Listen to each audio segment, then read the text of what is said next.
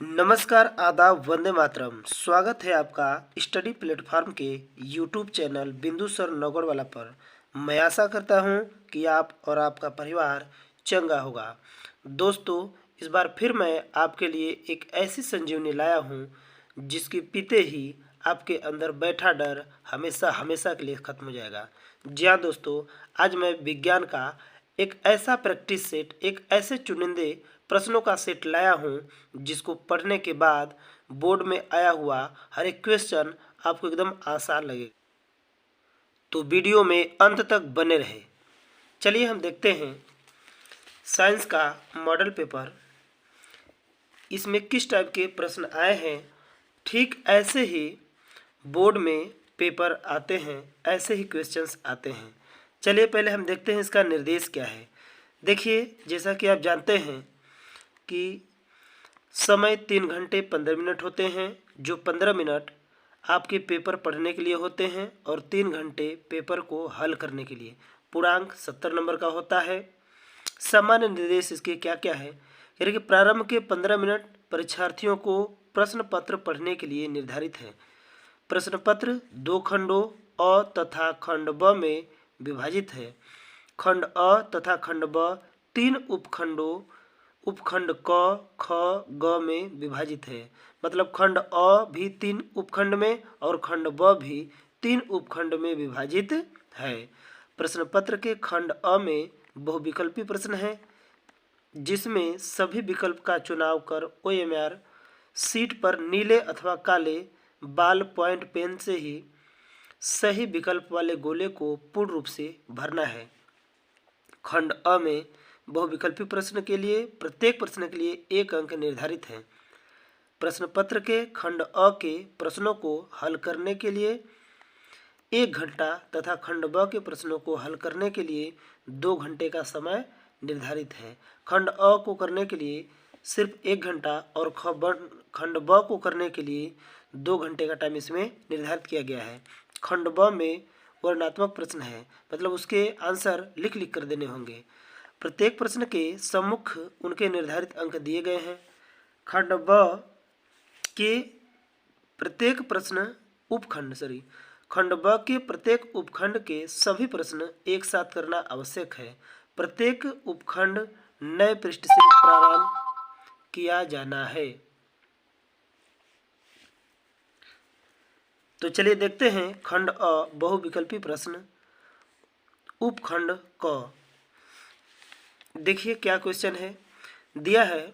पहला question, 1.5 volt विद्युत वाहक बल के सेल का आंतरिक प्रतिरोध 3 ओम है, तो सेल से प्राप्त धारा का अधिकतम मान होगा। कितना होगा? कह रहा है कि 1.5 वोल्ट की विद्युत वाहक बल है और इसकी प्रतिरोधकता कितनी है? 3 ओम है। तो इसमें कितनी धारा प्रवाहित होगी, इसका धारा का मान क्या होगा, यही देखते हैं। चलिए तो देखते हैं क्या क्या दिया है। ये दिया है, हल कर लेते हैं। इसमें विभवांतर 1.5 वोल्ट दिया है,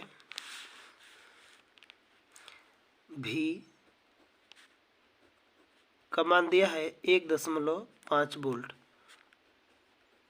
और प्रतिरोध R 3 ओम दिया है। तो पूछ रहा है कि अधिकतम धारा का अधिकतम मान क्या होगा, I का मान पूछ रहा है।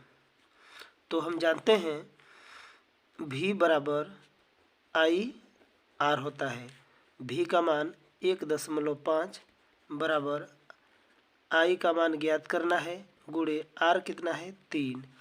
R पक्षांतर होगा, इधर आ जाएगा 3, तो 1.5 बटा 3 इधर गुणा है तो बराबर के इस पर आएगा तो भाग बराबर I।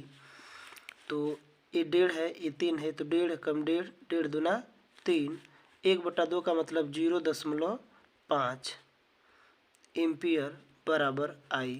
तो धारा आ गई 0.5 एम्पियर। देखते हैं कौन सा ऑप्शन है। ऑप्शन नंबर बी, ये है 0.5 एम्पियर।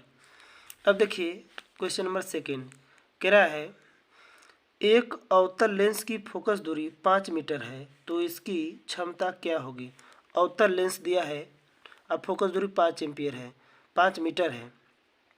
अवतल लेंस की फोकस दूरी ऋणात्मक होती है, हम जानते हैं, इसलिए f बराबर -5 मीटर होगा। f यहाँ हल कर लेते हैं, f बराबर -5 मीटर और पूछ रहा है कि इसकी क्षमता क्या होगी, p का मान पूछ रहा है। तो हम जानते हैं p बराबर होता है 1/f और f यहाँ पे मीटर में, अतः p बराबर 1/-5 हल करेंगे तो 0 माइनस में होगा, -0.2, 5 दूना 10, 2 बार भाग जाएगा तो 0.2 क्षमता है, इसलिए डायऑप्टर लेंस की क्षमता का मात्रक होता है डायऑप्टर। देखते हैं कौन सा ऑप्शन है। इसका ऑप्शन है 0.2 माइनस में बी ऑप्शन, ये होगा इसका ऑप्शन।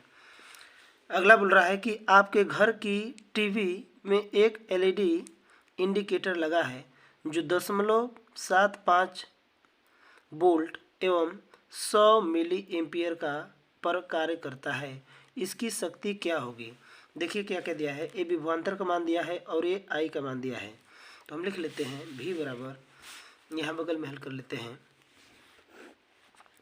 v बराबर 0.75 वोल्ट और आई का मान दिया है, 100 मिली एम्पियर और पूछ रहा है शक्ति क्या होगी, p का मान पूछ रहा है। तो हम जानते हैं p बराबर v इंटू आई, v का मान है 0.75, जीरो कर लीजिए पूर्णांक, 0.75 गुणे आई का मान है 100 मिली एम्पियर। देखिए इसको हम मिली एम्पियर में नहीं बदले, एम्पियर में नहीं बदलेंगे क्योंकि इसका सभी ऑप्शन दिया है मिली एम्पियर में। हाँ ये थर्ड वाला, यहाँ भी शक्ति है तो मिलीवाट मिलीवाट मिलीवाट मिलीवाट, इसलिए हम इसको नहीं बदलेंगे, वैसे ही छोड़ देंगे। तो इसको हल करेंगे तो 2 अंक पे दशमलव लगा है, ये दशमलव 2 जीरो से कैंसिल हो जाएंगे तो आ जाएगा 7/5 मतलब 75 मिली वाट। पी का मान आ गया 75 MW। तो कौन सा ऑप्शन होगा 75 MW, ए ऑप्शन, ये ए होगा ऑप्शन। चलिए अब चौथा देखते हैं। कह रहे प्रकाश का वेग निम्न में किस माध्यम में सबसे अधिक होगा। तो हम जानते हैं कि प्रकाश का वेग जो है निर्वात में सबसे अधिक होता है, अतः ऑप्शन हो जाएगा डी। पांचवा है समतल दर्पण की फोकस दूरी होती है। तो देखिए समतल दर्पण की फोकस दूरी अनंत होती है। क्यों अनंत होती है, क्योंकि समतल दर्पण जो होता है, समतल दर्पण की वक्रता त्रिज्या अनंत होती है। जब समतल दर्पण की वक्रता त्रिज्या r इनफाइनाइट होगा तो हम जानते हैं फोकस दूरी और r में संबंध क्या होता है, f बराबर होता है r/2 और f बराबर जब r/2 होता है और r का मान जब रखेंगे हम इनफाइनाइट बटा 2 तो भाग करने पर आ जाएगा कितना 0, इसलिए फोकस दूरी इसकी जो होगी वो अनंत। तो कौन सा ऑप्शन होगा, ये अनंत होगा, समतल दर्पण की फोकस दूरी अनंत, बी ऑप्शन। फिर कह रहा है कि अंतरिक्ष यात्रियों को आकाश दिखाई देता है। अंतरिक्ष यात्रियों को आकाश काला दिखाई देता है, बार बार आपको बताया गया है कि कैसा दिखाई देता है, काला दिखाई देता है। सातवां है तो इसका ऑप्शन होगा छठवां का ए। सातवां प्रश्न है 1 माइक्रो ओम का मान होता है। तो 1 माइक्रो की बात करेंगे तो आप 10/6 पे जाएंगे, ओम है तो ओम में ही चलेंगे, तो 10/6 ओम, बी ऑप्शन। अब देखिए उपखंड ए था, अब हम पढ़ेंगे उपखंड बी। इसमें 7 प्रश्न थे, अब उपखंड बी में देखते हैं। पहला प्रश्न है निम्नलिखित में एल्डिहाइड है। देखिए ये ओ लगा है तो ये एल्कोहल का है, ये भी एल्कोहल का है, ये तो एल्केन का है और एल्डिहाइड का इसमें यही है, एल इसमें अनुलग्न लगता है, इसलिए ऑप्शन होगा बी। मेथाइनल लिखा है, मेथेनाइल होना चाहिए लेकिन मेथेनल लिखा है, यही ऑप्शन है। नवा क्वेश्चन देखते हैं। नवा है H2SO4 के जलीय विलयन का pH मान होगा। ये हम जानते हैं कि H2SO4 क्या है, सल्फ्यूरिक अम्ल है। इसके जलीय विलयन का pH मान क्या होगा? जब ये सल्फ्यूरिक अम्ल है तो जाहिर सी बात है अम्ल का pH मान 7 से कम होता है। तो इसका ऑप्शन होगा बी, 7 से कम, क्योंकि 7 होगा तो उदासीन हो जाएगा, 7 से अधिक होगा तो क्षारीय होगा। तो इसका pH मान होगा 7 से कम। 0 नहीं हो सकता क्योंकि सबसे प्रबल अम्ल होता है HCl, उसका लगभग 0 pH मान होता है, इसलिए इसका बी ऑप्शन होगा। निम्नलिखित में से कौन सी धातु अम्ल से हाइड्रोजन विस्थापित नहीं करती है? देखिए, अम्ल से हाइड्रोजन विस्थापित वही धातु नहीं करेगी जो हाइड्रोजन से कम अभिक्रियाशील होगी। जो हाइड्रोजन से अधिक अभिक्रियाशील धातु होगी वो तो हाइड्रोजन को विस्थापित कर देगी, लेकिन जो हाइड्रोजन से कम अभिक्रियाशील होगी वो हाइड्रोजन को विस्थापित नहीं कर पाएगी। तो सक्रियता श्रेणी में आप देख लीजिएगा, हाइड्रोजन से कम अभिक्रियाशील धातु कॉपर है, और आयरन, जिंक और मैग्नीशियम ये हाइड्रोजन से अत्यधिक अभिक्रियाशील धातु है, इसलिए ये सब कर देगी, लेकिन कॉपर हाइड्रोजन को विस्थापित नहीं कर पाएगी, इसलिए ऑप्शन होगा डी। 11वां क्वेश्चन देखते हैं। निम्नलिखित में से कौन सा एक भौतिक परिवर्तन नहीं है? देखिए, कह रहा कि जल के क्वथनांक पर जलवाष्प में बदलना। अब जल जलवाष्प में बदलेगा तो फिर से वो ठंडा होगा तो जल में ही बदल जाएगा, ये तो भौतिक परिवर्तन हुआ। बर्फ़ का पिघलना, बर्फ़ पिघलेगा, टेम्परेचर कम होगा तो फिर बर्फ़ बनेगा, ये भी भौतिक परिवर्तन हुआ। जल में लवण का घुलना, लवण घुलेगा उसको फिर अलग कर सकते हैं, ये भौतिक परिवर्तन है। एलपीजी का दहन, देखिए दहन हो गया, तो जब दहन हो गया, एक बार जल गया तो फिर से एलपीजी नहीं बन पाएगा, इसलिए भौतिक परिवर्तन नहीं है बल्कि ये रासायनिक परिवर्तन है। यहाँ पर बोला है कि कौन नहीं है, तो यह डी ऑप्शन होगा। 12वां है शुद्ध जल का pH मान कितना होता है? तो हम जानते हैं शुद्ध जल जो है वो रंगहीन, गंधहीन और स्वादहीन होता है, वो न तो अम्लीय और न ही क्षारीय होता है, इसलिए उसका pH मान कितना होगा? 7 होगा। 13 है बहते हुए रक्त को रोकने में उपयोगी यौगिक है। बहते हुए रक्त को रोकने में उपयोगी यौगिक फिटकरी है, ये ऑप्शन होगा डी। खाने वाला सोडा नहीं है, नौसादर नहीं है, धावन सोडा भी नहीं है। अब देखते हैं हम उपखंड ग।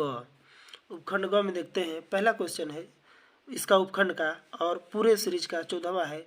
ये कह रहा है कि पराग कोश में होते हैं, तो पराग कोश में क्या होते हैं? पराग के कण होते हैं, सी ऑप्शन।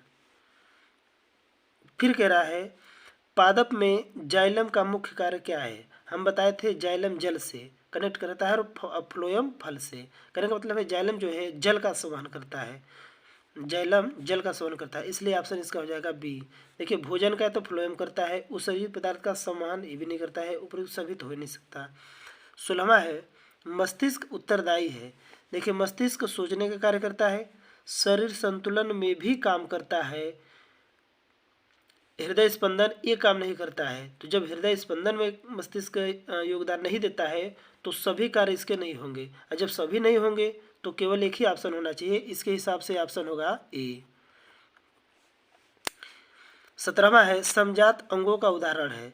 समजात अंग क्या होते हैं? हम जानते हैं कि ऐसे अंग जिनकी संरचना एक समान होती है लेकिन कार्य अलग अलग होते हैं, उन्हीं को कहते हैं समजात अंग। अब देखते हैं, कह रहा है कि हमारा हाथ तथा कुत्ते का अग्रपाद, ये हो सकता है क्योंकि कार्य इनके अलग अलग है। हमारा हाथ पकड़ने का काम होता है, कुत्ते का जो अग्रपाद होता है वो चलने का काम होता है, ये हो सकता है। अगला विकल्प में देख सकते हैं, कह रहा है कि हमारा दांत और हाथी का दांत, दांत तो दोनों खाने के वही बराबर होते हैं, तो ये नहीं हो सकता। आलू और घास ये भी नहीं हो सकता, उपरोक्त सभी नहीं हो सकते, तो ऑप्शन ए हो जाएगा। अगला बोल रहा है कि मनुष्य के हृदय में कोष्ठों की संख्या होती है, तो हम जानते हैं कोष्ठों की संख्या 4 होती है, 2 आलिंद होते हैं और 2 निलय होते हैं। 19वां कह रहा है कि मास्टर ग्रंथि है। मास्टर ग्रंथि हम कहते हैं पीयूष ग्रंथि को, डी ऑप्शन। ईस्ट में अलैंगिक जनन प्रायः होता है, तो ईस्ट में अलैंगिक जनन प्रायः होता है, देखते किसमें? मुकुलन द्वारा होता है कि विखंडन द्वारा होता है कि बीजाणु द्वारा होते हैं या रोपण द्वारा? मुकुलन द्वारा होता है। ईस्ट में जो अलैंगिक जनन होता है वो मुकुलन द्वारा होता है। देखिए दोस्तों, ये कितने आसान क्वेश्चन है, इसी टाइप से प्रश्न बोर्ड एग्जाम में भी आने वाले हैं। बस जितने चैप्टर आपको पढ़ाए गए हैं, नोट्स लिखाए गए हैं, उन्हीं को इत्मीनान से दोहराते रहिए। कोई भी क्वेश्चन, कोई भी पेपर में आया हुआ प्रश्न आपके नोट से, आपके लिखाए गए फेर से बाहर नहीं जाएगा। बस आप इत्मीनान से याद करिए। धन्यवाद। वीडियो को शेयर, लाइक और सब्सक्राइब जरूर करें।